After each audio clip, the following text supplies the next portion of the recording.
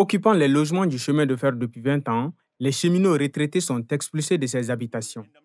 Ils se sont présentés devant la presse ce samedi pour exprimer leur mécontentement face à cette situation qu'ils traversent. La SOPAFER est revenue cette fois-ci en évoquant la relance du trafic national voyageur pour demander à tous les occupants des logements de l'ex-RCFM de Kouloukoro à Dibouli de libérer les logements. L'expulsion a été ordonnée la veille du déroulement du DF, session de mai 2024. À l'approche des autres examens de fin d'année comme le BT, le bac et la fête de Tabaski. Et vers 7 h du matin, le dimanche 26 mai 2024, un jour non ouvrable, au fin que toute la famille y assiste.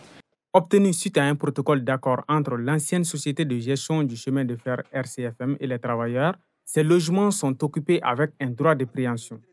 Après avoir déjà entamé une procédure judiciaire avec la Société du patrimoine du chemin de fer, les anciens cheminots s'indignent de la manière et du contexte de leur expulsion. Malgré la déclaration d'appel du jugement de première instance, qui ne porte la mention d'aucune clause exécutoire,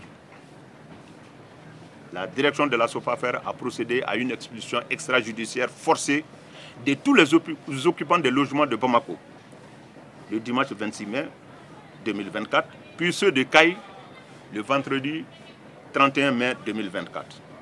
Pour nous, anciens travailleurs occupant les logements de l'ex-RCFM en vertu du droit de préemption, négocié et obtenu de l'État depuis l'année 2003, soit plus de 20 ans, avons trouvé les agissements de la société SOPAFER infondés pour plusieurs raisons, nous poussant à ester devant les juridictions compétentes du pays.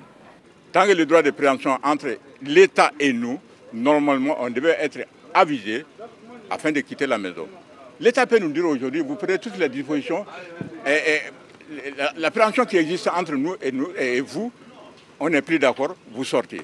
Dans une lettre adressée aux anciens cheminots, la direction de la SOPAFER avait mentionné que la raison de la libération de ces logements est liée aux travaux d'élargissement du tronçon Bamako-Koulikoro.